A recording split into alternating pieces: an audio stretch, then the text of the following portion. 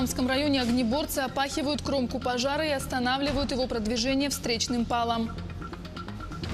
Для многодетных семей субсидированные процентные ставки по ипотечному кредитованию. Под какие проценты и на сколько лет?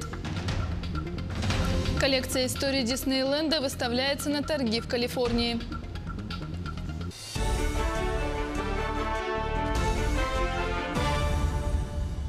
Добрый день, в эфире новости, в студии Юлия Великодная. На территории Намского района действуют два пожара под условными номерами 24 и 7А.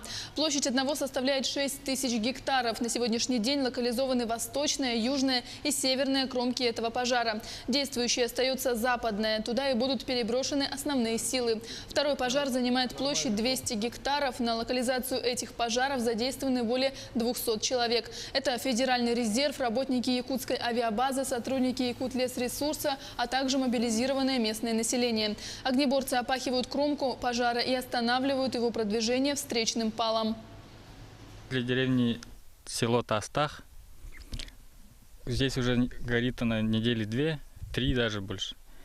Пожар огромный.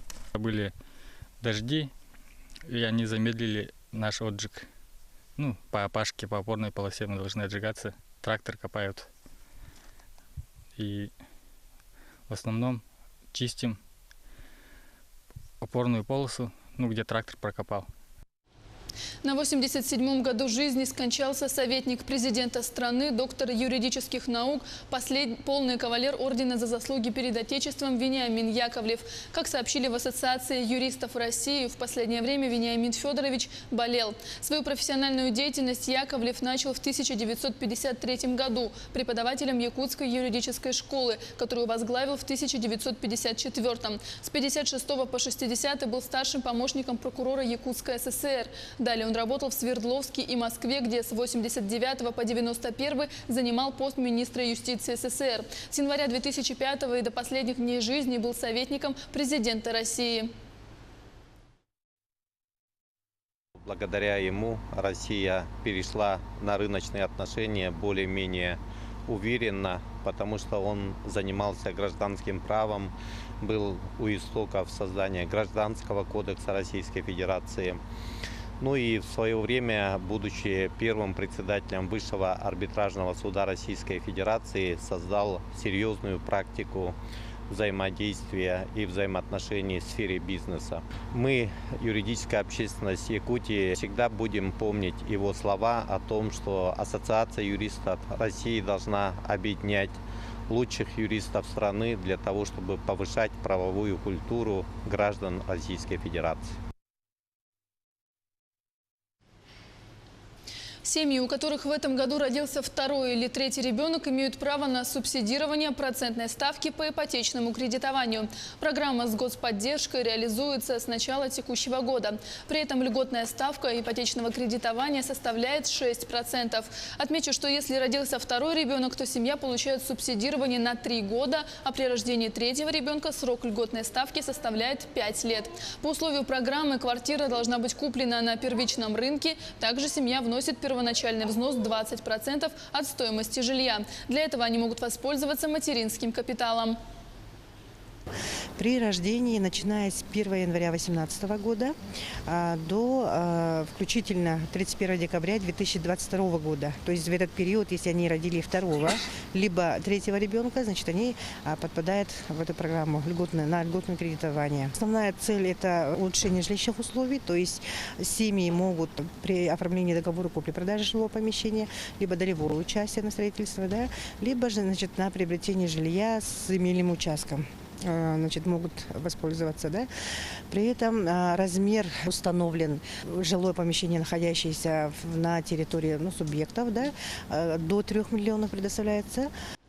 Госдума приняла во втором чтении законопроект о регистрации транспортных средств. Согласно ему, дилеры получат право ставить машину на учет в ГИБДД от имени автовладельца. Для этого, правда, их должны будут включить в специальный реестр. Кроме того, им необходимо иметь соответствующее помещение и штат квалифицированных сотрудников. И тогда они смогут готовить документы для получения автомобильного номера. Но только номера. Проект закона разделяет два понятия – номер и регистрационный знак. ГИБДД будет присваивать именно номера, а изготавливать знаки в соответствии с этими номерами будет сам автовладелец. Сегодня отмечается профессиональный праздник День сотрудника органов следствия Российской Федерации. Дата появилась с постановлением правительства в 2014 году.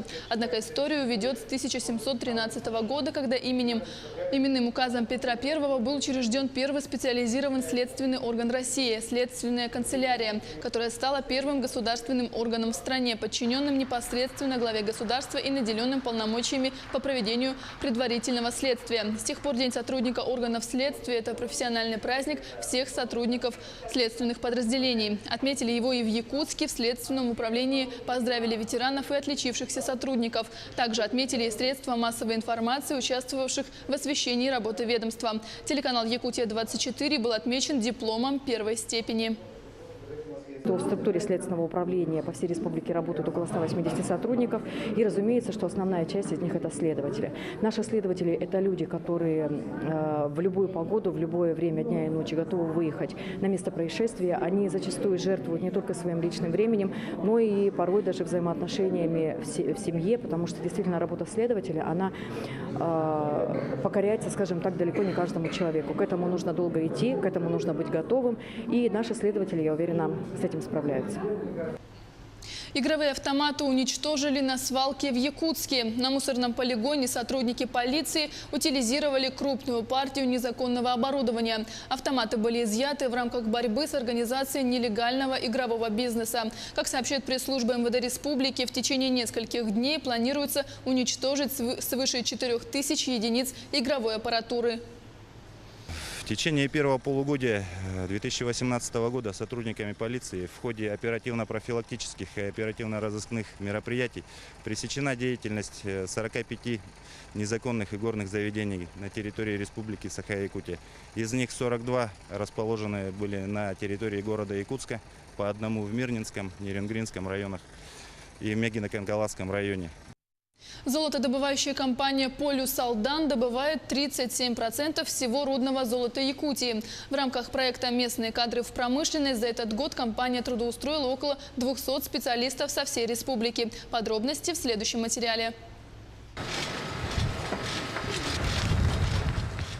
Более 5 тонн золота в год – рекорд местных золотопромышленников. Сегодня «Полюс Алдан» добывает 37% всего рудного золота Якутии. В последние годы предприятие освоило новый способ добычи золота из-за балансовой руды с низким содержанием металла. Почему мы пошли по направлению кучного щелачивания? За 60 лет работы карьеров сформировался большой объем бедной руды. В рамках отработки ЗИФ она была бы неэффективна. Но мы понимаем, что в этой руде большое количество золота.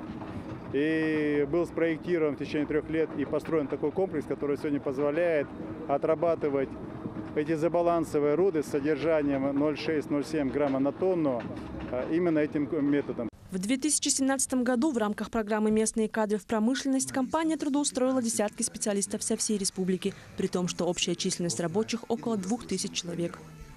После окончания университета, после прохождения практик, сразу приняли сюда на работу. Начинал с горного мастера, отработал горным мастером, потом перевелся на заместителя начальника горного участка. Сейчас являюсь начальником горного участка. Будущие планы построить карьеру здесь, в этой компании. Компания «Полюс» имеет высокий темп развития, большие международные пространства. Отметим, что в реализации проекта «Местные кадры в промышленность» задействованы 11 крупных компаний. Только за этот год стоит задача трудоустроить свыше 1000 безработных граждан. У нас на этот год запланировано было в соглашении 200 человек привлечения из местных кадров. Мы за 2018 год мы уже за полугодие привлекли 172 человека. Привлечение молодых специалистов, стажировка молодых специалистов. То есть у нас по плану там стоит, по-моему, 10 человек. Мы уже за первое полугодие привлекли и трудоустроили, провели стажировку 47 молодых специалистов. К кадровому вопросу особое внимание. Ежегодно повышение квалификации проходит сотни золотодобытчиков. Квалифицированные специалисты – будущее якутской промышленности. Марфирина Алексеева, Артем Алексеев, Алданский район. И в завершении выпуска коллекция предметов, отражающих 60 лет истории Диснейленда, выставляется на торги в Калифорнии. Ее собрал голливудский агент. Желающие могут приобрести слоненка Дамбо, тележку гнома-скромника или поющую механическую куклу. Торги пройдут в конце августа, продолжит Сергей Берец. Голливудский агент Ричард Крафт и его покойный брат обожали семейные походы в Диснейленд. В память о тех счастливых днях Ричард четверть века собирал коллекцию предметов, связанных с парком приключений и его героями. Он стал обладателем 750 артефактов, в их числе летающий слоненок Дамбо, который в свое время служил гондолой карусели. Еще одно транспортное средство – автомобильчик жабы по имени Мистер Тоуд из мультфильма о его приключениях с Икабодом Крейном в поисках всадника без головы. Дамбо был подвешен к потолку у нас в гостиной. Представляете себе слона весом в 400 килограммов над головами? Любопытно отозвался о нем композитор Ричард Шерман. Он сказал, что это произведение искусства. Когда гондола не катает людей, для чего и была предназначена, она становится прекрасной скульптурой. Шерман написал музыку к нескольким диснеевским фильмам и для самого парка развлечений. По словам коллекционера, все это плоды трудов замечательных мастеров. Их руками созданы поющие механические куклы, пиратские корабли из фильмов о Питере Пенне, тележка гнома-скромника из «Белоснежки» и другие волшебные вещи. В течение месяца они будут представлены на бесплатной предаукционной выставке. Торги намечены на 25 и 26 августа, говорит аукционист Майк Ван Итон.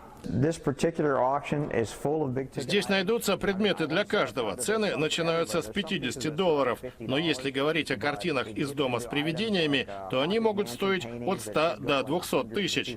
Гондола Дамбо тоже может уйти за 100-200 тысяч долларов.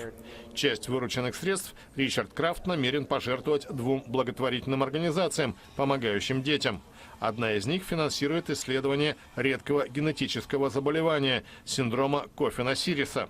При нем деформируются ногти, искажаются черты лица, замедляется умственное развитие ребенка. Этим недугом страдает 4-летняя дочь коллекционера Дейзи.